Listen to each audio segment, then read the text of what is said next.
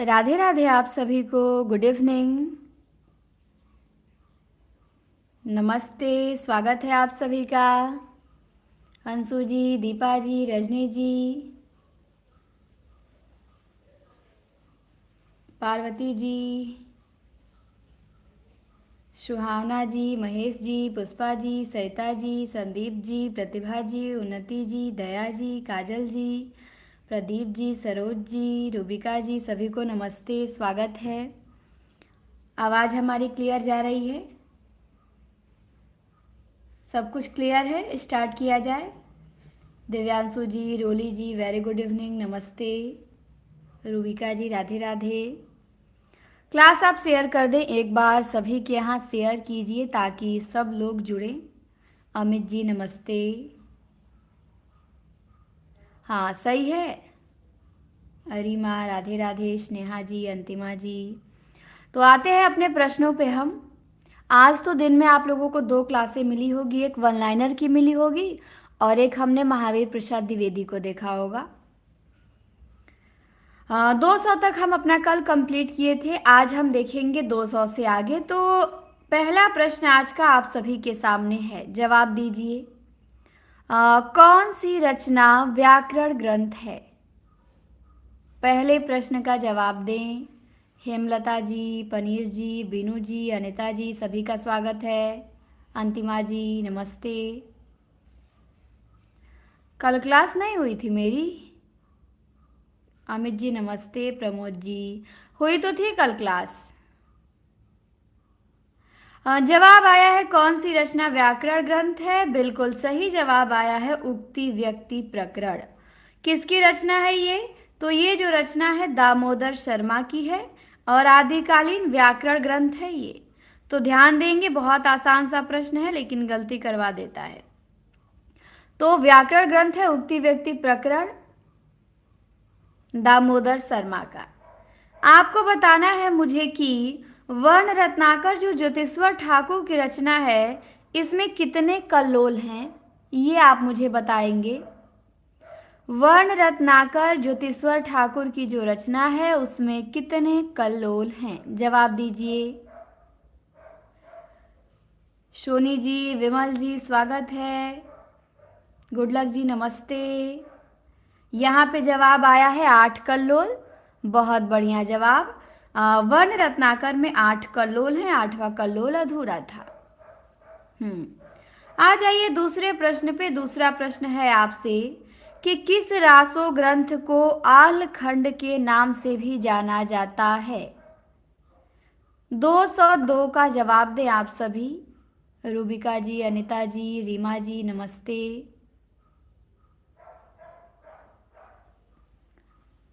अनिता जी, good evening. बिंदु जी, नमस्ते। रिजवाना जी, नमस्ते। वंदना जी। जवाब आया है सी कि आल खंड के नाम से जाना जाता है जगनी के परमाल रासों को। बिल्कुल सही जवाब है। आप बताएंगे कि आल खंड का अंग्रेजी में अनुवाद किसने किया था? जवाब दे। हाँ, चार्ल्स इलियट ने आल खंड नाम से तो 1865 में किया था, बिल्कुल, जो फर्रुखाबाद के तत्कालीन कलेक्टर थे। आप मुझे बताएंगे कि इसका अंग्रेजी में अनुवाद किसने किया था? दूसरा प्रश्न हो गया अब आप लोगों से। वंदना जी, रिमिक्स जी, नमस्ते। हजारीलाल जी, स्वागत है आपका। वाटर इलियट जी नहीं, इलियट नहीं। जिन्होंने बताया वाटरफील्ड, बिल्कुल सही जवाब है उनका। वाटरफील्ड ने किया था। किसने? वाटरफील्ड ने। आगे आइए तीसरे प्रश्न पे। तीसरा प्रश्न है आपसे दान वाक्यावली। दान वाक्यावली के रचनाकार कौन है? कीर्ति जी, डीके जी, अवनी जी, नमस्ते। सरोज जी, राधे राधे। क्लास आप एक बार सभी के यहाँ शेयर करें। हाँ, परमाल रासो नाम से श्याम सुंदर दास ने किया, बिल्कुल। नीलम जी, स्वागत है। जवाब आया दान वाक्यावली विद्यापति का, बिल्कुल सही जवाब है। आपको मुझे बताना है विद्यापति के कुल ग्रंथों की संख्या। विद्यापति के कुल ग्रंथों की संख्या बताइए। दान वाक्यावली तो विद्यापति ने लिखा है। जवाब दीजिए। सुरेंद्र जी, राधे राधे। यहाँ जवाब आया 16, 14, 16। जिन्होंने 14 बताया बहुत बढ़िया। नहीं, 16 नहीं होगा, मिलता है लेकिन 16 गलत है। चिली पनीर जी सुधार करें, 2 ठो घटा लें आप। 14 जिन्होंने बताया, 14 बिल्कुल सही बताया। विद्यापति के ग्रंथों की संख्या कितनी है? 14 है। हाँ, आपको बताना है मुझे कि विद्यापति के गुरु का नाम, इनके गुरु का नाम बताइए। 16 नहीं है प्रमोद जी। चलिए जवाब दीजिए, विद्यापति के गुरु का नाम क्या था?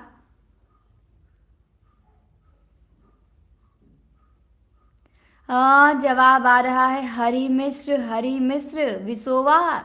डीके जी, विसोवा खेचर नामदेव के गुरु थे। हाँ बिल्कुल, यहाँ पे सभी लोगों ने जवाब दिया है, बिल्कुल सही।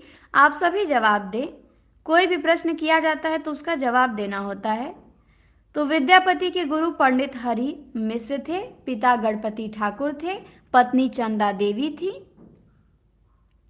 हाँ, चौथे प्रश्न पे आइए। चौथे में आपको बताना है कि पद्मावत, पद्मावत को समासोक्ति किसने कहा है? अच्छा शोभा जी नहीं, आप शोभा ही रहिए। चलिए, पद्मावत को समासोक्ति किसने कहा? जवाब दें आप सभी। जवाब आया है कि शुक्ल जी ने कहा, बिल्कुल सही जवाब। पद्मावत को समासोक्ति कहा है रामचंद्र शुक्ल ने। बी ऑप्शन हमारा सही है। पांचवा प्रश्न है आपसे कि साहित्य लहरी, इसमें कितने दृष्टिकूट पद मिलते हैं? हाँ, सूफियों का पसंदीदा अलंकार समासोक्ति था। बबीता जी नमस्ते। 5 नंबर के प्रश्न का जवाब दें। आकांक्षा जी राधे राधे। साहित्य लहरी में कितने दृष्टिकूट पद मिलते हैं? तो 116 वाले गलत हैं आप, बिल्कुल सी होगा। 118 दृष्टिकूट पद मिलते हैं। सूरदास की रचना है साहित्य लहरी, तो सी हमारा एकदम सही जवाब है, 118 प्रश्न पूछा गया है ये। आ जाइए 6 नंबर पे। 6 में आपको बताना है कि हिंदी की रस रीति परंपरा का प्रस्थान ग्रंथ कौन सा है? हिंदी की रस रीति परंपरा का प्रस्थान ग्रंथ। महिमा जी वेरी गुड इवनिंग। कवि प्रिया है, रसिक प्रिया है, रस प्रिया है या साहित्य लहरी है? 6 नंबर के प्रश्न का जवाब आया है बी, बिल्कुल सही जवाब आया है। हिंदी की रस रीति परंपरा का प्रस्थान ग्रंथ है रसिक प्रिया। किसकी रचना है? केशव दास की रचना है, और रस रीति परंपरा का प्रस्थान ग्रंथ है रसिक प्रिया। आगे आते हैं 7 नंबर। 7वां प्रश्न है आपसे कि कवित्त रत्नाकर, इसमें कितने अध्याय हैं? नमस्ते अर्चना जी, अभी तो हम 7वें प्रश्न पे हैं, ज़्यादा नहीं हुआ है। क्लास शेयर करें आप सभी के यहाँ। 7वें प्रश्न का जवाब आया है सी। रचना किसकी है? साथ में लेखक का भी नाम बताएं आप लोग। कवित्त रत्नाकर। अनियोगी दूधनाथ सिंह ने कहा है। रोहित जी देख लिया गया आपका कमेंट। कनक जी गुड इवनिंग। जवाब आया कवित्त रत्नाकर में कितने अध्याय हैं? 5 अध्याय। लेकिन मुझे क्लियर नहीं है कि पद्मावत को अनियोगी दूधनाथ सिंह ने कहा है, इसीलिए मैं आपका कमेंट नहीं पढ़ रही थी। ठीक, जब मुझे क्लियर रहेगा तभी मैं बताऊंगी। तो मुझे डाउट है आपके जो बता रहे हैं जानकारी पे। कवित्त रत्नाकर में 5 अध्याय हैं, और किसने किसकी रचना है ये? तो ये रचना है सेनापति की। सेनापति के गुरु का नाम बताइए। सेनापति के गुरु का नाम। हाँ, नगेंद्र, मुझे भी नगेंद्र ही पता था। दूधनाथ सिंह मैंने उनसे सुना, तो इसीलिए मुझे उनके पे डाउट है थोड़ा। पूनम जी राधे राधे। कहाँ नेट ख़त्म कर दी?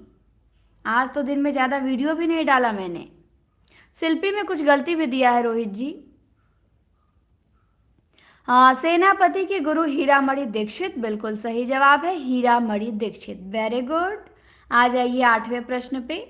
हाँ, नगेंद्र तो क्लियर है, नगेंद्र सही है, वो दूधनाथ बता रहे थे। 8वां प्रश्न है आपसे कि तदीय समाज से किसका संबंध था? केशव चंद्र सेन का, भारतेंदु का, राम मोहन राय का, ईश्वरचंद विद्यासागर का। तो बिल्कुल सही जवाब आया। साथ में आप लोगों ने डेट भी बता दिया कि तदीय समाज से भारतेंदु जी का संबंध था। भारतेंदु जी ने तदीय समाज की स्थापना कब की थी? 1873 में किया था। एक प्रश्न है आपसे मेरा 8 बजे से, रेनू जी 8 बजे से शुरू हुई है क्लास, कि भारतेंदु ने कविता वर्धनी सभा की स्थापना कब किया? यहाँ आप लोग थोड़ा कंफ्यूज हो जाते हैं, इसीलिए मैं इसको पूछ देती हूँ। और मैंने भारतेंदु को पढ़ाया भी था, बच्चन सिंह की किताब से वीडियो मिला होगा, तो मैंने बताया था कि आप ध्यान देंगे कि कविता वर्धनी सभा की स्थापना कब हुई थी। चलिए जवाब दीजिए। ये भारतेंदु ने ही किया था काशी में। आपको डेट बताना है। डेट 69 नहीं होगा, हाँ 1870 आकांक्षा जी, 1900 नहीं। कविता वर्धनी सभा की स्थापना भारतेंदु ने 1870 में किया था। नहीं 73 नहीं होगा, 70 वाले बिल्कुल सही हैं, ध्यान देंगे 70। चलिए अगला प्रश्न है आपका 9 नंबर। 9 में आपको बताना है, हाँ भाषा संवर्धनी तो तोताराम की है, यहाँ कविता वर्धनी सभा था। 9 नंबर पे आइए। 9 में आपसे पूछा गया है कि आचार्य महावीर प्रसाद द्विवेदी द्वारा रचित अर्थशास्त्र विषयक ग्रंथ कौन सा है?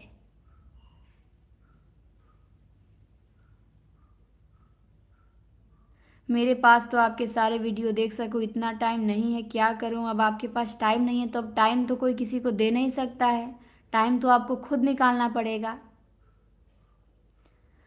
शिवांश जी शुक्ल जी की बुक तो सर पढ़ाए हैं, एक क्लास में उन्होंने पूरा आदि काल खत्म कर दिया, आज भक्ति काल करेंगे। कंचन जी गुड इवनिंग।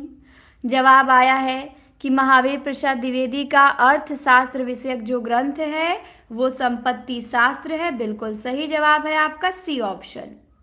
बाकी प्राचीन पंडित और कवि ये भी महावीर प्रसाद द्विवेदी की ही रचना है। ये भी आपकी कवियों की उर्मिला विषयक उदासीनता लेख महावीर प्रसाद द्विवेदी का ही है। कविता कामिनी कांत ये उपाधि है, आपको बताना है किसकी उपाधि है। कविता कामिनी कांत उपाधि किसका है? जवाब दीजिए किसको दी गई है उपाधि। बिल्कुल आज रात से शायद 12 बजे से क्लास होगी भक्ति काल की सर की, शुक्ल जी की बुक पढ़ेंगे, जिनको जुड़ना होगा जुड़ेंगे। हाँ टाइम तो आपको खुद निकालना पड़ेगा ना, अब हमारे पास भी तो समय नहीं, हम समय निकाल के वीडियो बना रहे हैं, बहुत समय कम होता है, ठीक, लेकिन बना रहे हैं तो आपको भी निकाल के देखना पड़ेगा, अब नहीं है तो क्या किया जा सकता है। जवाब आया है कविता कामिनी कांत जो उपाधि है नाथूराम शर्मा शंकर की, बिल्कुल सही है। भारतेंदु प्रगेंदु भी है और कविता कामिनी कांत भी है। अगला प्रश्न है आपसे 10 नंबर का। 10 में आपको बताना है, एक बहुत बढ़िया कथन है, बता दीजिए किसका है। निर्मला जी नमस्ते। हाँ आज सैटरडे है ना, शनिवार की रात्रि है तो आज तो क्लास होगी 12 बजे से। कथन है कि साकेत में राम का चरित्र काव्य के द्वितीय श्रेणी के चरित्रों में परिगणित होने योग्य ही बन सका है, कौन कहता है? कांता जी उमेश जी नमस्ते। जवाब आया सी, बिल्कुल सही जवाब है। ये कथन है नंद दुलारे वाजपेयी का, यही कहते हैं।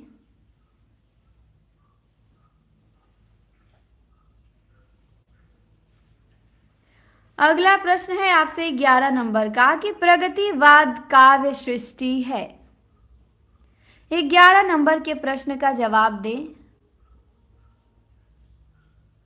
टाइम लग जाता है, याद भी करना रहता है। ये बताइए रिजवाना जी कि कोई भी काम बिना समय दिए हो सकता है? अब आप कहिए कि हम क्लास करेंगे, ऐसी क्लास चाहिए जिसमें हमारा समय ही न जाए, ऐसी पढ़ाई चाहिए जिसमें हमारा समय ही न लगे, तो फिर तो मुश्किल है ना, समय आपको देना पड़ेगा। तो प्रगतिवाद काव्य सृष्टि क्या है? वर्ग चेतना प्रधान है, बी एकदम करेक्ट है। हाँ एक प्रश्न था कि प्रगतिवाद का आरंभ डॉक्टर नगेंद्र ने कब से माना है? चलिए जवाब देंगे आप लोग। प्रगतिवाद का आरंभ डॉक्टर नगेंद्र ने कब से माना है? देखते हैं क्या जवाब आता है आप लोगों का। जब हम लोग प्रगतिवाद पढ़े थे तो इस प्रश्न पे बहुत वो हुआ था, विवाद हुआ था। तो यहाँ पे जवाब आया 36 से, 38 से, 36, 38, 36, 38। हाँ, जिन्होंने बताया 38 बिल्कुल सही जवाब है 1938 से।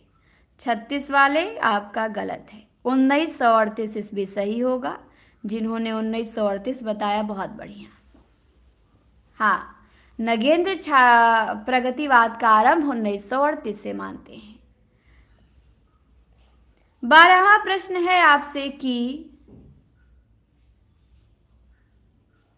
चंद्रगुप्त नाटक की नायिका कौन है? डांटते हो पर लगता नहीं है, डांटेंगे तब न लगेगा। डांट ही कहाँ रहे हैं कि आपको लगेगा।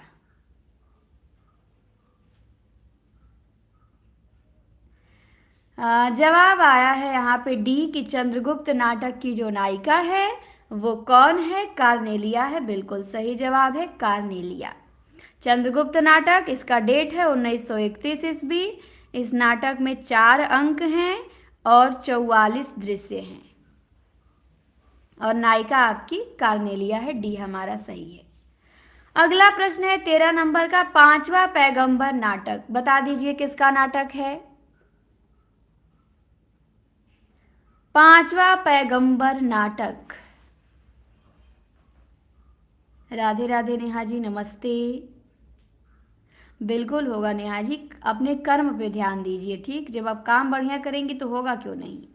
5वां पैगंबर नाटक है भारतेंदु जी का, बिल्कुल सही जवाब है भारतेंदु हरिश्चंद्र। आ जाइए 14 में आपको बताना है राजा निर्बंसिया कहानी के लेखक कौन है?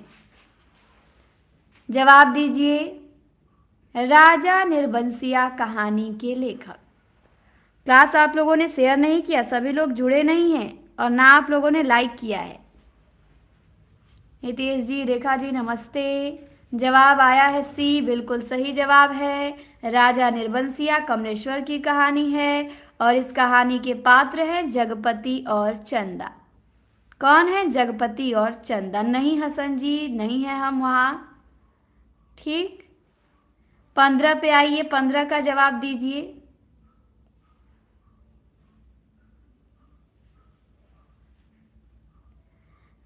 ये 36 और 38 का विवाद बहुत चला आ रहा है अमित जी। तो 38 ही, यूथ में तो 38 ही दिया है और भी 1-2 जगह हमने देखा। रिजवाना जी, बहुत सारी क्लासें होती है, आपको छाट छाट के पढ़ना होता है ना कि हमको कहाँ से पढ़ना है, क्या पढ़ना है। पढ़ाते सब वही एक ही चीज़ पढ़ा रहे हैं, लेकिन आप ये नहीं कि अब दिन भर यूट्यूब पे क्लास ही देखते रह जाए, ऐसा नहीं किया जाता है, ठीक। कुछ क्लासें आप देखा करिए जो आपको अच्छा लगे, ठीक। जहाँ आपको अच्छा लगे, विश्वास जमे आपका, वहाँ दिन भर नहीं देखा जाता है। तो यहाँ पे जवाब आया लालटेन, बिल्कुल सही जवाब आया है लालटेन। 2 बैलों की कथा कहानी के आधार पे बताइए कि कांजी हाउस में जब चौकीदार पशुओं की हाजिरी लेने आया तो उसके हाथ में क्या था? लालटेन था। 2 बैलों की कथा कहानी प्रेमचंद की है।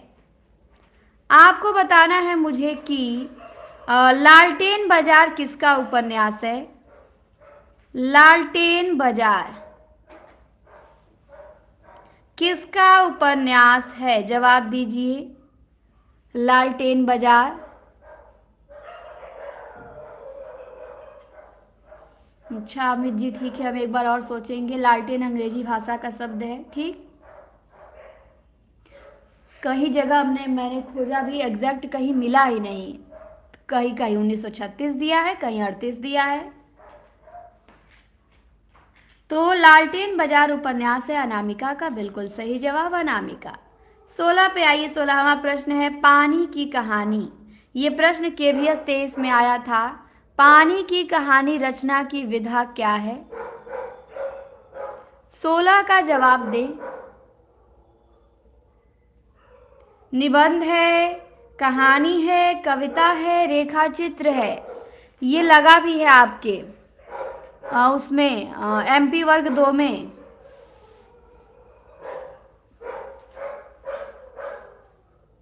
जवाब आया कविता। कविता सही जवाब केवल आकांक्षा सिंह जी का आया है।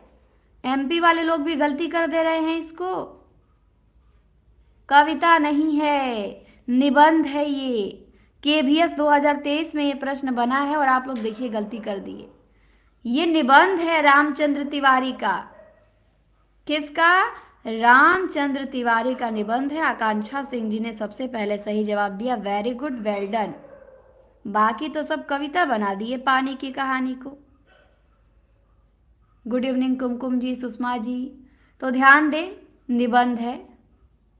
हाँ, आ जाइए 17 में आपको बताना है कि शुक्ल ने हिंदी की प्रथम कहानी किसे माना है। शुक्ल जी के अनुसार हिंदी की प्रथम कहानी, लेकिन जो आपका सिलेबस है उस सिलेबस में दिया है कि पानी की कहानी रामचंद्र शुक्ल का निबंध है, जो कि गलत दिया है। रामचंद्र शुक्ल का कहीं मिलता ही नहीं है। हसन जी नमस्ते। 17 का जवाब दीजिए। 17 का जवाब आया बी। सही जवाब आया है शुक्ल हिंदी की पहली कहानी इंदुमती को मानते हैं। इंदुमती का डेट क्या है? 1900 ईस्वी है। टेम्पेस्ट की छाया मानी जाती है। किशोरीलाल गोस्वामी की कहानी है। आप मुझे दुलाई वाली का डेट बताएंगे। दुलाई वाली कहानी बंग महिला की है। इस कहानी का प्रकाशन वर्ष बताइए। 11 वर्ष का समय का डेट मैं बता देती हूँ। 1903 है। गुलबहार आपका 1900 ईस्वी में है। किशोरीलाल गोस्वामी का ही है। नहीं, 1900 में गुलबहार नहीं है, 1902 में है गुलबहार। दुलाई वाली का डेट आपने बताया 1907, बिल्कुल सही बताया। 1907 है। बंग महिला, वंशीधर नवल किशोर दुलाई वाली के पात्र हैं। 18 पे आइए। 18 में आपको बताना है हरी बिंदी किस साहित्यकार की कहानी है। हरी बिंदी। राजीव जी नमस्ते। 18 का जवाब दे। हरी बिंदी जवाब आया मृदुला गर्ग का और आपका जवाब है बिल्कुल सही। मृदुला गर्ग ने लिखा है हरी बिंदी। आप बताएंगे 3 बिंदियां किसकी कहानी है? हरी बिंदी तो लिखती है मृदुला गर्ग, कोई 3 बिंदियां लिखता है। कहानी है ना किसी की? जवाब दीजिए। हाँ, यहाँ पे जवाब आया अंशु जी का, रेणु। रेणु बिल्कुल सही जवाब है। फरेश्वर नाथ रेणु का है 3 बिंदिया। वेरी गुड, सभी ने सही कर लिया। रेणु की चर्चित कहानी है 3 बिंदिया। 19 पे आइए। 19 में आपको बताना है नादान दोस्त। बता दीजिए किसकी कहानी है नादान दोस्त। विकल्प आप सभी के सामने है। गुणाकर मूले, प्रेमचंद, प्रसाद, राजेंद्र यादव।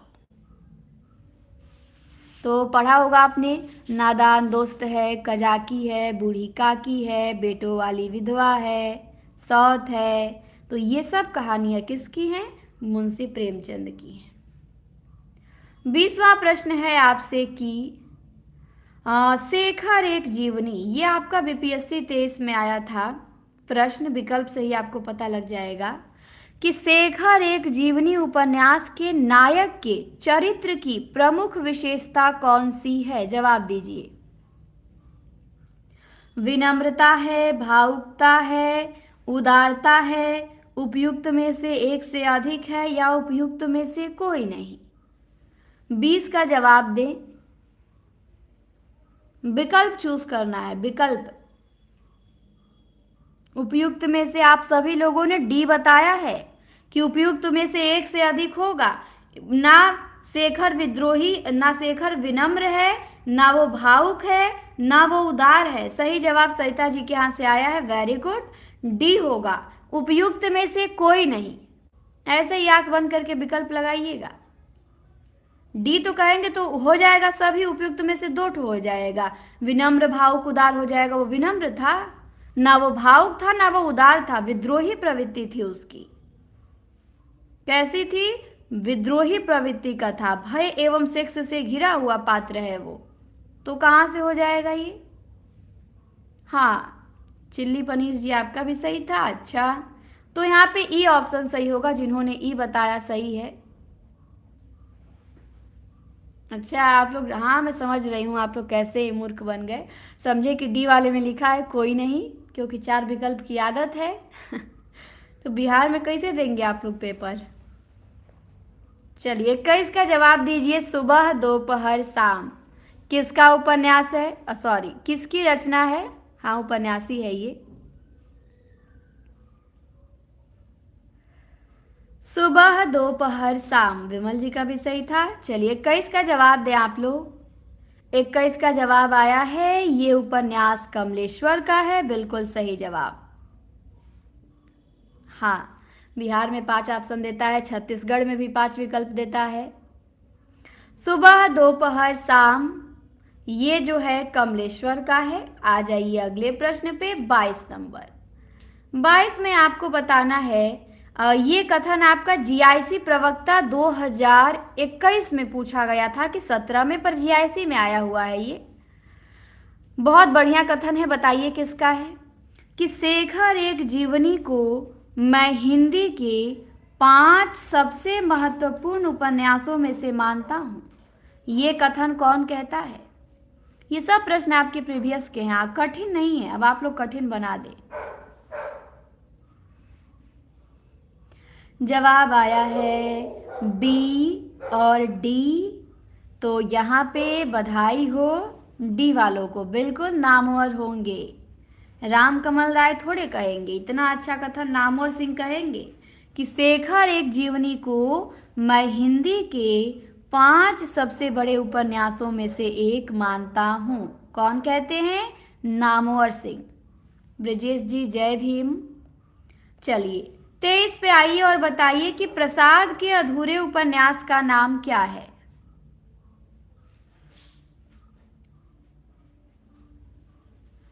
सुबह दोपहर शाम खोजना पड़ रहा है विमल जी, मतलब कमी है तैयारी में अभी। अब ऐसे ऐसे प्रश्न खोज के बताने पड़े तो फिर मुश्किल है। बिना खोजे बताने की आदत डालिए। कोई पूछे तो एकदम आश्चर्यचकित रह जाए कि आदमी है कि गूगल है। तो प्रसाद के अधूरे उपन्यास का नाम क्या है? किसी ने ए तो नहीं बताया है। देखिए सुहावना जी ने बता दिया है ए, और ऊपर भी अंतिमा जी शायद बताई थी, जो कि डिलीट कर दी हैं। हसन जी ने भी ये बताया, और भी कई लोग हैं, नेहा जी हैं। ध्यान आप लोगों का कहाँ है? प्रसाद के अधूरे उपन्यास का नाम इरावती है ना, बस अधूरा देख लिए कि मंगलसूत्र लगा दिए। मंगलसूत्र प्रेमचंद का अधूरा उपन्यास है। किसका? प्रेमचंद का। और प्रसाद का अधूरा उपन्यास है इरावती। सी ऑप्शन हमारा सही है। आरती जी गुड इवनिंग। हाँ 24 पे आइए। 24 में आपको बताना है, पंक्ति है, बता दीजिए किसकी है? खाने खाने नयन कौन अनुसरई, खाने खाने वसन धूल तन भरई। बिल्कुल रिजवाना जी। हाँ बिल्कुल विमल जी, यकीन है कि आप कर लेंगे। चलिए 24 का जवाब दीजिए ए, और जवाब आया बिल्कुल सही। ये पंक्ति है विद्यापति की, जो कि मैथिल कोकिल कहलाते हैं। इन्होंने ही लिखा है, खाने खाने नयन कौन अनुसरई। 25 पे आइए और बता दीजिए ये किसकी पंक्ति है? सखी पिया को जो मैं ना देखूं तो कैसे काटू अंधेरी रतिया। ये पंक्ति किस कवि द्वारा रचित है? जवाब दे 25 का। 25 का जवाब आया है अमीर खुसरो की है। बिल्कुल सही जवाब आया है अमीर खुसरो। अमीर खुसरो के गुरु का नाम बता दीजिए। इनके गुरु कौन थे? इन्हीं की पंक्ति है कि पिया को जो ना मैं देखूं तो कैसे काटू अंधेरी रतिया। आदिकाल के अंतिम चरण के सुप्रसिद्ध कवि हैं खुसरो। बिल्कुल इनके गुरु थे हजरत निजामुद्दीन औलिया। बहुत बढ़िया। आ जाइए 26। 26 में आपको बताना है कि हिंदी के मार्क्सवादी समीक्षक कौन हैं। शुक्ल हैं, नगेंद्र हैं, नामवर हैं, नंदुलारे हैं। 26 का जवाब दें। क्यों डिस्टर्ब हो गई रीता जी, मन लगाइए। 26 का जवाब आया सी, नंदुलारे नहीं होंगे राकेश जी। डी वाले गलत हैं। बी वाले नगेंद्र आपके मार्क्सवादी हैं, वो तो रसवादी आलोचक हैं। शुक्ल भी आपके रसवादी हैं, नंदुलारे आपके सौष्ठववादी हैं। तो कहाँ से कोई बचा ही नहीं, बचे आपके नामवर सिंह। 1927 में जन्म हुआ था, यही आपके मार्क्सवादी समीक्षक हैं। सी एकदम सही जवाब है। हाँ, नंदुलारे वाजपेयी सौष्ठववादी आलोचक है। आप मुझे बताएंगे कि इनको सौष्ठववादी आलोचक कहा किसने है। जवाब दे, नंदुलारे वाजपेयी को किसने कहा है। चलिए जवाब दीजिए आप सभी। प्रश्न ये भी परीक्षा में आ चुका है कि नंदुलारे वाजपेयी को सौष्ठववादी आलोचक किसने कहा है। रामविलास शर्मा होते तो मेरा भी गलत होता। क्यों गलत होता? रामविलास शर्मा खुदे मार्क्सवादी हैं, 2 मार्क्सवादी आलोचक विकल्प में नहीं रखेगा एक साथ।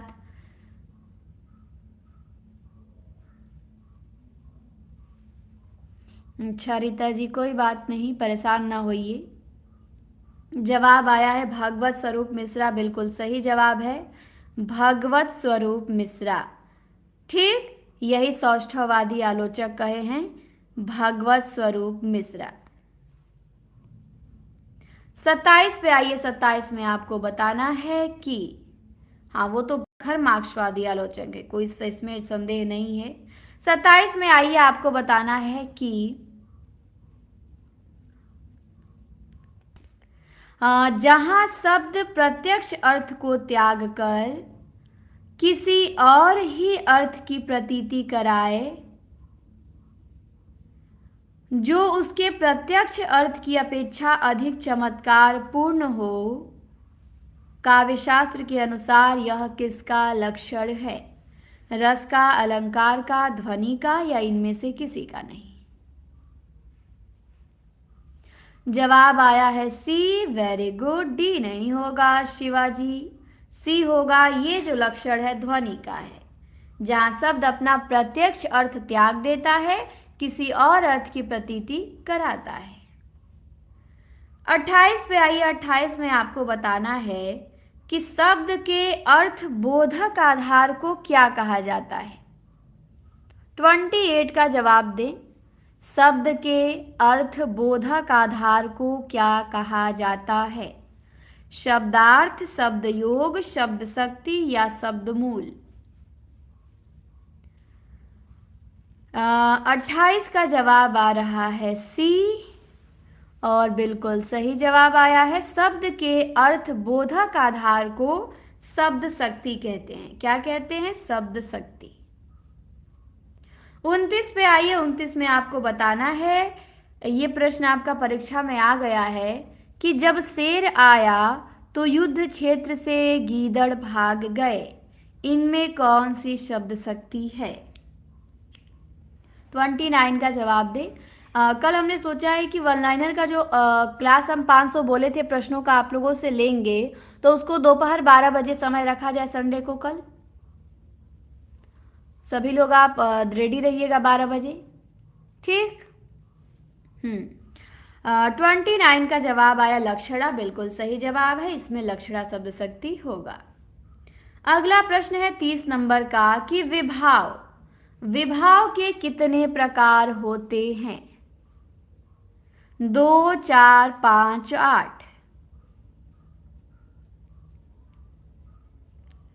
रात के 12 बजे नहीं, ध्यान कहाँ है प्रमोद जी? कान लगा के सुना करिए। दोपहर 12 बजे बोले हैं, 1 PM पे। रात 12 बजे तो सर की होगी, मेरा दिन 12 बजे होगा। विभाव के कितने प्रकार है? जवाब आया 2, बिल्कुल सही है। विभाव 2 होते हैं, आलंबन विभाव, उद्दीपन विभाव। अगला प्रश्न है 31। 31 का बहुत बढ़िया प्रश्न है कि कमला किस गढ़ का उदाहरण है? जवाब दें। 31 नंबर के प्रश्न का जवाब दें। रात को कराए, रात को आप लोग रात को सर कराएंगे, वही जगेंगे, दिन में कराएंगे। कमला किस गढ़ का उदाहरण है? देखते हैं यहाँ जवाब क्या आता है। ए, वेरी गुड। ये सगड़ का हम लोग याद किए थे ना कि सलगा मतलब एक मात्रा दो मात्रा, तो कमला पे भी एक मात्रा, ला पे दो मात्रा, तो 4 मात्राएं हैं। तो सगड़ किसका उदाहरण, कमला किसका उदाहरण है? सगड़ का। तो ए हमारा सही जवाब है। ये प्रश्न आपका केवीएस में केवीएस नहीं, एनवीएस में आया था, नवोदय वाले में। तो ऐसे भी प्रश्न आते हैं। चलिए 32 का जवाब दीजिए।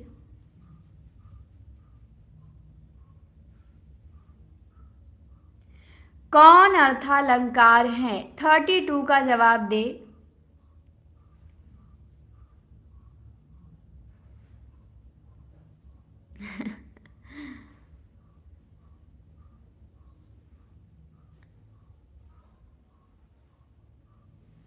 चलिए 32 का जवाब दीजिए। 32 का जवाब आया डी कि कौन अर्थालंकार है? तो डी रूपक बिल्कुल सही जवाब है। रूपक क्या है?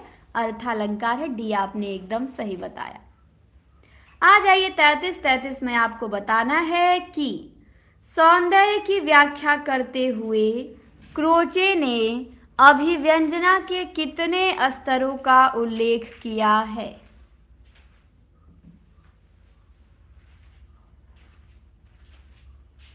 तैतीस का जवाब दे आप सभी। सौंदर्य की व्याख्या करते समय क्रोचे ने अभिव्यंजना के कितने स्तरों का उल्लेख किया है? बिल्कुल सही जवाब है 4 स्तरों का। 34 में आइए। 34 में आपसे पूछा गया है कि कोई भी बोली या भाषा मानकता प्राप्त करने पे क्या हो जाती है? सरल, कठिन, भावपूर्ण या दुरूह? तो विकल्प आप लोग देख लें। 34 का जवाब दें कि कोई भी भाषा जब मानकता प्राप्त कर लेती है। 34 का सरिता जी बहुत पीछे चल रही हैं आप। 33 पे ही अभी हैं। अरविंद जी नमस्ते। 34 का जवाब आया भी, बिल्कुल सही जवाब आया। कोई भी बोली या भाषा जब मानकता प्राप्त कर लेती है तो वो सरल हो जाती है, आसान। भावना जी राधे राधे। 35 में आपको बताना है कि ये जो गीत है किस बोली की है? ताले के पानी पताले गए बेटी, पुरैन गई कुम्हिलाए हो। ये गीत किस बोली का है? अवधी का, ब्रज का, भोजपुरी का या कन्नौजी का? ताले के पानी पताले गए बेटी, यूपी पीजीटी में आया हुआ है। जवाब आया अवधी, बिल्कुल सही जवाब है। ये अवधी का है। अवधी में ऐसे ही बोला जाता है, विवाह गीत है बिल्कुल। अब अच्छा एक और आता है, ये भी आया है टीजीटी में ही। एक मनई के दुई बेटवे रहीन, तो ये किस बोली का है? ये भी टीजीटी में पूछा गया है आपके कि ये किस बोली का है? एक मनई के दुई बेटवे रहीन, मत छोटका अपने बाप से कहिस, ऐसे ही कुछ है। तो ये किस बोली का है? हाँ बिल्कुल सही जवाब, वो भी अवधी का ही है। नहीं, भोजपुरी में ऐसे नहीं, मनई उनई नहीं होता है। हाँ, ये भी आपके अवधी का ही है। चलिए 36 पे आइए। 36 में आपको बताना है कि गएल, भैल आदि किस बोली की क्रियाएं हैं? 36 का जवाब दे। ये प्रश्न आपके एनवीएस में आया है, नवोदय में। छाप की बोली अवधी है।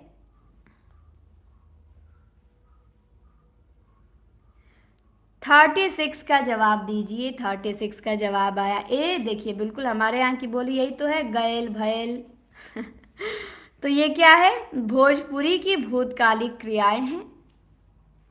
हाँ, ए बिल्कुल सही जवाब है, भोजपुरी की भूतकालिक क्रियाएं।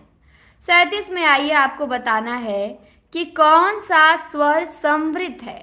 संवृत, विवृत, अर्धविवृत, अर्धसंवृत, अग्र, पश्च, ये सब आपको स्वर क्लियर होने चाहिए, तो ये आप ध्यान रखें। कौन सा स्वर संवृत है? 37 का जवाब दीजिए। आ है, औ है, ई है, ए है। जवाब आया सी, बिल्कुल सही जवाब है। ई क्या है? ये आपका सममित स्वर है। हाँ, अगला प्रश्न है आपसे कि संथाली भाषा किस भाषा परिवार से संबंधित है? ये तो आपकी पीजीटी 2021 में ही आया था।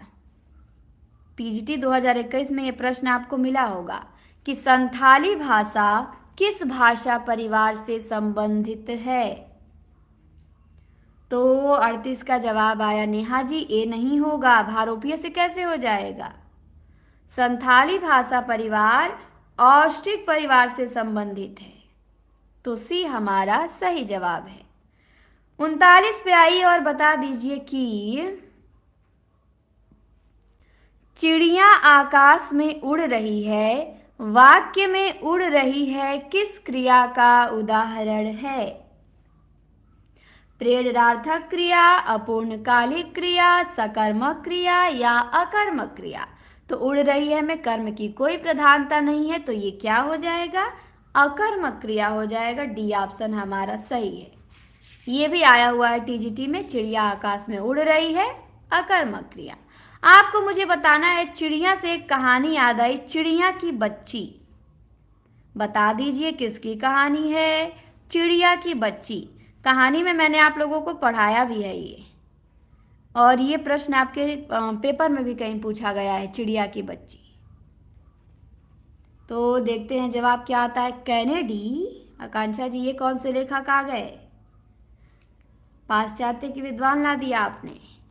तो जवाब सही है, चिड़िया की बच्ची जैनेन्द्र। जैनेन्द्र की कहानी है दो चिड़िया और चिड़िया की बच्ची। हाँ, तो आप लोगों ने बिल्कुल सही जवाब दिया, ऐसे ही बताया जाता है। चलिए 40 पे आइए। अकर्मक कहानी नहीं, अकर्मक क्रिया है कहानी, सेवाराम यात्री की। राकेश जी, बहुत बढ़िया याद दिलाया आपने। अकर्मक क्रिया सेवाराम यात्री का। 40 में आपको बताना है कि विधान करने वाले शब्दों की विशेषता बतलाने वाले शब्द को क्या कहते हैं। इस प्रश्न का जवाब ध्यान से आप लोग दीजिएगा। ये प्रश्न आया है एनवीएस में, नवोदय विद्यालय में पूछा गया है। व्याकरण का बहुत सुंदर प्रश्न, शानदार प्रश्न है, जिसमें थोड़ा सा दिमाग लगाना पड़ेगा। तो सही जवाब यहाँ पे महेश पाल सिंह जी और प्रतिभा जी ने केवल दिया है। भावना जी, सरिता जी का भी देर सवेर सही आया है। बाकी ऊपर तो देखती हूँ, ऊपर तो सब गलत। नहीं, सोनी का भी सही है, वेरी गुड, सबसे पहले आपने सही किया है। हाँ, डी होगा, क्रिया विशेषण कहते हैं, ना कि विशेषण। हाँ, विधान करने वाले शब्दों की विशेषता बतलाने वाले शब्द को क्या कहते हैं? क्रिया विशेषण। बिल्कुल, विधान मतलब क्रिया ही तो होता है। प्रतिभा जी, बिल्कुल आपने सही पकड़ा। तो इस प्रश्न को आप लोग ध्यान देंगे, आपके भी परीक्षा में पूछा जा सकता है। व्याकरण का बहुत अच्छा प्रश्न है। चलिए 41 पे आइए और बताइए कि इनमें से एक शब्द की वर्तनी अशुद्ध है, वो कौन सी वर्तनी है? क्लास को आप लोग जितने लोग जुड़े हैं लाइक कर दें और शेयर भी करें। मैम तैयारी काफ़ी कम, मेरी तैयारी काफ़ी कम है, अधिक कीजिए। 41 का जवाब आया है कि जो अशुद्ध है वो द्वारका है। बिल्कुल सही है, क्योंकि द्वारका ऐसे लिखा जाता है। कहाँ गया पेन मेरा? हाँ, ऐसे लिखा जाता है द्वारका, ई की मात्रा नहीं होगी, द्वारका होगा। बाकी अहल्या, आद्र, प्रव्रज्या, ये सब आपका सही लिखा गया है। ठीक, द्वारका आपका गलत लिखा है। आपको मुझे बताना है कि अहल्या किसी लेखिका का काव्य भी है। कोई लेखिका है जिन्होंने काव्य लिखा है अहल्या, तो आप मुझे बताएंगे किसका काव्य है? चलिए जवाब दीजिए। प्रतिभा जी का नेटवर्क बहुत तेजी से चल रहा है। सोनी, अहल्या नहीं है मैत्रेयी पुष्पा का, उनका लकीरें है। हाँ, दीपा जी का भी, रीमा का, पनीर जी का, सबका सही जवाब आया है कितनी बार बता दिया, नहीं हसन जी हम नहीं हैं डिग्री कॉलेज में। एक ही सवाल आप 10 बार पूछे, मैंने कहा कि नहीं है। हाँ, अहल्या काव्य प्रभा खेतान का है। किसका? प्रभा खेतान। चलिए 42 पे आइए। 42 में आपको बताना है कि अत्याचार शब्द में कौन सी संधि है। 42 का जवाब दें आप सभी। दीर्घ है, यड़ है, गुण है, वृद्धि है। 42 का जवाब दें, साथ में विग्रह भी कर दें आप लोग। सी नहीं जी, सी कैसे होगा? सी कौन बताया है? पनीर का नाम अब पनीर जी ने अपना नाम ही रख लिया है तो हम क्या करें। बिल्कुल अत्याचार में यड़ संधि है। विच्छेद कीजिए तो विच्छेद भी आ गया कि अत्याचार का विच्छेद होगा अति प्लस आचार, तो क्या हो जाएगा? अत्याचार। आप मुझे बताएंगे आचार, आचार किस भाषा का शब्द है? जवाब दें, आचार किस भाषा का शब्द है? हाँ, आचार किस भाषा का शब्द है? ये भी प्रश्न आपका बन चुका है परीक्षा में। बिल्कुल, बहुत बढ़िया। बीनू जी अरबी नहीं है आचार, आचार पुर्तगाली है। आकांक्षा जी बहुत चालाकी से काम ले रही, विदेशी बता दे रही हैं। विदेशी में जो हो, विदेशी में बहुत होता है ना, अरबी, फारसी, पुर्तगाली, तो आचार क्या है? पुर्तगाली है। और अत्याचार में यड़ संधि है। चलिए 43 पे आइए। 43 में आपको बताना है तदाकार। तदाकार का शुद्ध संधि विच्छेद कीजिए। ये भी संधि का बहुत बढ़िया प्रश्न है। संधि से आपके पेपर में बहुत अच्छे लेवल के प्रश्न आते हैं। मान लीजिए कि 2-3 पूछेगा प्रश्न यदि संधि से, तो एक तो बिल्कुल सरल पूछता है, एक थोड़ा सा डाउट वाला पूछेगा और एक कठिन पूछता है संधि से। जवाब आया सी, बिल्कुल सही जवाब है जिन्होंने बताया सी कि तदाकार का शुद्ध संधि विच्छेद होगा तत् प्लस आकार। सी बिल्कुल सही जवाब है। आप सभी लोगों ने सही किया है। सुरेंद्र जी नमस्ते। इतनी जल्दी? 9 मिनट पहले आए हैं आप, इंतजार कीजिए। चलिए 44 का बताइए कि पुल्लिंग शब्द कौन सा है। 8 बजे क्लास लाइव होती है पर आप लोग समय से नहीं आते हैं। 44 का जवाब दे। पुल्लिंग शब्द आपको बताना है। सारस है, सरसों है, मकई है, मूंग है। उर्मिला जी नमस्ते, आकाश जी नमस्ते। जवाब आया ए कि सारस क्या है? पुल्लिंग है। बिल्कुल सही जवाब है। सारस आपका पुल्लिंग है। सरसों, मकई, मूंग ये क्या है? ये आपका स्त्रीलिंग में आ जाएगा, पर सारस पुल्लिंग है। 45 में आइए, आपको बताना है ऋषि। ऋषि का स्त्रीलिंग क्या होगा? ये भी प्रश्न आपके बिहार में पूछा गया था। बहुत बढ़िया प्रश्न है ये भी। 45 का जवाब दें आप सभी। ऋषि का स्त्रीलिंग। 45 का जवाब आया सी। क्षमा प्रार्थी हैं तो कल समय से आइएगा। प्रतिदिन आप लोग समय से आया कीजिए। बिल्कुल सही जवाब है। परीक्षा में एक बार टीजीटी में ऋषि का विशेषण पूछा गया था, तो आप मुझे बताएंगे कि ऋषि का विशेषण क्या होता है। ऋषि का स्त्रीलिंग तो ऋषिका होता है, सही जवाब है। विशेषण आप मुझे बताएंगे, इसका विशेषण क्या है, टीजीटी में आया हुआ है। तो जवाब आ चुका, बिल्कुल सही जवाब आया है सरिता जी के यहाँ से कि ऋषि का विशेषण होता है आर्स, और ऋषि का स्त्रीलिंग ऋषिका। सी ऑप्शन हमारा करेक्ट है। 46 पे आइए और बताइए कि सरवरी। सरवरी किसका पर्यायवाची है? सरसों पुल्लिंग नहीं, स्त्रीलिंग होता है। 46 का जवाब दीजिए। सरवरी किसका पर्याय है? सरोज का, जानवी का, अभ्र का या विभावरी का? तो यहाँ पे आप सभी ने बड़ी आसानी से सही कर लिया कि सरवरी जो है वो विभावरी का पर्यायवाची है। बहुत बढ़िया। किसका है? विभावरी का। आप मुझे बताएंगे कि सरोज किसका है? जानवी किसका पर्याय है और अभ्र किसका पर्याय है? ये तीनों ऊपर के जो दिए हैं ये किसका पर्यायवाची हैं? जवाब दें। हाँ, सरवरी तो हो गया, विभावरी का, रात का। सरोज किसका है? तो जवाब आया कि सरोज जो है वो कमल का है, कमल का। जानवी किसका है? जानवी आपके गंगा जी का है। और अभ्र किसका है? तो अभ्र आकाश का पर्यायवाची है। Very good. आप मुझे बताएंगे जानवी किसी की कहानी भी है। जानवी पर्यायवाची तो गंगा का है, कहानी किसकी है बता दीजिए। अरुण जी नमस्ते। दवा अरबी फारसी दोनों में मिलता है, बिल्कुल रोहित जी, पर ये दवा आया कहाँ से ये बताइए। दवा तो मैंने अभी पूछा नहीं है। चलिए, जानवी कहानी किसकी है बताइए। तो जवाब आया कि जानवी जो कहानी है वो जैनेंद्र की है। बिल्कुल सही जवाब है जैनेंद्र की। हाँ, 47 पे आ जाइए। 47 में आपको बताना है कि जहां न पहुंचे रवि वहां पहुंचे कवि, इस मुहावरे का अर्थ क्या होगा?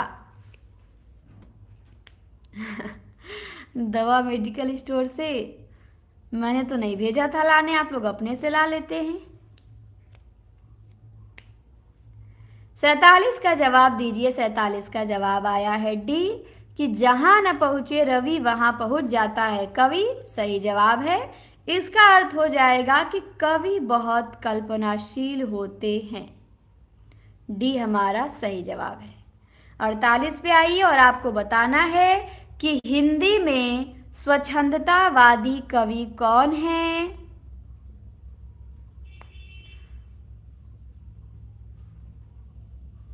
सिफारिश फारसी, बिल्कुल सिफारिश फारसी है सुरेंद्र जी। 48 का जवाब दें। 4 विकल्प हैं आपके सामने, इनमें से आपको छांटना है कि कौन स्वच्छंदतावादी कवि हैं। सबका जवाब आया बी, सही जवाब आया है राम नरेश त्रिपाठी। स्वच्छंदतावाद में 4 कवि आते हैं। आप मुझे चारों का नाम बताएंगे। एक नाम तो आपको यहीं पे मिल गया, 3 का नाम आपको मुझे बताना है, क्योंकि आपको ये क्लियर होना चाहिए कि ब्रजभाषा काव्य में कितने कवि आते हैं, उत्तर छायावाद में कौन है, हालावाद में कौन है, ठीक, स्वच्छंदतावाद में कौन है, कौन द्विवेदी मंडल के कवि हैं, कौन छायावाद के मुख्य कवि हैं। ये आपको एकदम क्लियर होना चाहिए। एक साथ बताएं, एक एक करके नहीं। स्वच्छंदतावाद में 4 कवि आते हैं, एक का नाम राम नरेश त्रिपाठी यहाँ दिया है, बाकी 3 के नाम आपको मुझे बताने हैं। हाँ, श्रीधर पाठक तो प्रवर्तक ही हो गए। हाँ प्रतिभा जी, आपने एक छोड़ दिया। मुकुटधर पांडे हैं, राम नरेश त्रिपाठी हैं, श्रीधर पाठक हैं, एक है दीपा जी ने बताया ठाकुर गोपाल सरर सिंह। कौन है? ठाकुर गोपाल सरर सिंह। तो बिल्कुल चारों जवाब आप सभी लोगों ने मिलजुल के बता दिया। तो इन चारों का नाम आप ध्यान देंगे। द्विवेदी युग में जो स्वच्छंदतावाद आता है, प्रवर्तक श्रीधर पाठक है, उसमें 4 कवि आते हैं, चारों का नाम बता दिया गया। सियाराम सरगुप्त, ये तो आपके आते हैं राष्ट्रीय सांस्कृतिक काव्यधारा में। राष्ट्रीय सांस्कृतिक काव्यधारा में भी आपके 8 कवि आते हैं, मतलब 8 फेमस हैं, तो आपको ध्यान देना होगा। 49 पे बताइए मालती माधव। मालती माधव के रचनाकार कौन है? 49 का जवाब देंगे। डी आया है, सी आया है, बिल्कुल डी होगा। मालती माधव के रचनाकार हैं भवभूति। मालती माधव में किस रस की प्रधानता है ये बताएंगे। हाँ, और कितने अंक है ये भी बताएंगे। तो ये तो सरिता जी, उन्नति जी ने बता दिया कि मालती माधव में 10 अंक हैं, और किस रस की प्रधानता है इसमें ये भी बताएंगे। करुण नहीं है आकांक्षा जी, करुण तो उत्तर रामचरितम में है, 10 बैंक है, प्रतिभा जी ने बताया। वीर रस नहीं होगा, इसमें वीर दिख रहा है मालती माधव में। यहाँ पे है श्रृंगार रस। कौन सा रस प्रधान है? श्रृंगार। जिन्होंने श्रृंगार बताया सही बताया। और भवभूति का मूल नाम है श्रीकंठ। पिता इनके नीलकंठ थे, माता इनकी जातुकर्णी थी। और ये तो हमने देख ही लिया। चलिए आगे आइए, 50वें प्रश्न पे आ जाइए। 50वां प्रश्न है आपसे कि चंचल किशोर सुंदरता की मैं करती रही रखवाली, ये पंक्ति कामायनी के किस सर्ग से है? ईड़ा, चिंता, लज्जा, श्रद्धा। चंचल किशोर सुंदरता की मैं करती रही रखवाली, श्रद्धा से नहीं है, बिल्कुल आप लोगों ने सही बताया। ये जो पंक्ति है लज्जा सर्ग से है। किससे? लज्जा से, बिल्कुल सही जवाब आया है। लज्जा किसी का उपन्यास भी है क्या? बताएंगे आप लोग कि लज्जा किसी का उपन्यास भी है। मुझे जहाँ तक याद आ रहा है कि किसी का उपन्यास भी है, और अच्छे खासे उपन्यासकार का उपन्यास है लज्जा। तो जवाब दें किसी का है तो। देवांश जी, वेरी गुड, शाबाश, बहुत बढ़िया। सबसे पहले सही जवाब बताया कि जो लज्जा उपन्यास है वो ईला चंद्र जोशी का है। आप सभी लोगों ने बता दिया, वेरी गुड, गूगल बन गए हैं आप लोग। हाँ, तो इस प्रकार हमारे 250 प्रश्न क्या हुए? पूरे हुए। डीजे पे, गाना पे बहुत ध्यान जाता है आप लोगों का। छोटे बच्चों की तरह मन चंचल है। इतने अच्छे प्रश्न करा रही है मैम, उस पर ध्यान नहीं जाता है।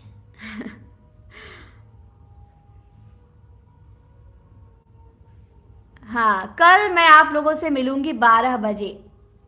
12 बजे आप लोग तैयार रहिएगा। और कोई ये नहीं कहेगा कि मैम विकल्प दीजिए, ठीक?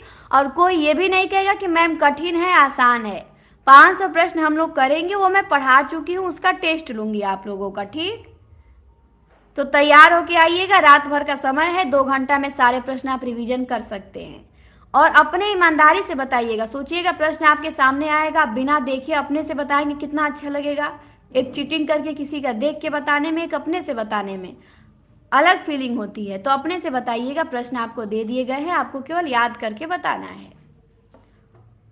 हाँ हाँ, रात में भी क्लास है, तो जो लोग जगेंगे, जितनी देर तक जगेंगे, जुड़ेंगे, ठीक? 1 बजे, 2 बजे, 3 बजे तक जितनी जिसकी शक्ति हो जगेंगे। हाँ, सर की क्लास है 12 बजे, बिल्कुल 12 से चलेगा, तो उसके लिए तो तैयारी है। और मेरी क्लास दोपहर 12 बजे होगी। हाँ, धन्यवाद आप सभी को। शुभ रात्रि। अगली क्लास 10 बजे है सर की। देखिए, पहले ही रिजवाना जी ने हार मान लिया। पहले लड़िए तो, गलती करिए वहाँ डांट सुनिएगा। कि पहले ही भाषण देने जाते हैं तो कहते हैं कि जो भी त्रुटि हो माफ़ करिएगा। त्रुटि ही क्यों करेंगे? विश्वास रहे कि अरे हम जो बोलेंगे सही बोलेंगे, जो बताएंगे सही बताएंगे। हाँ, 10 बजे सभी लोग आया करिए। बहुत शानदार क्लास होती है 60 प्रश्नों की, तो आप सभी को आना है। क्लास को यहीं पे समाप्त करते हैं, और आप सभी को जुड़ने के लिए बहुत बहुत धन्यवाद।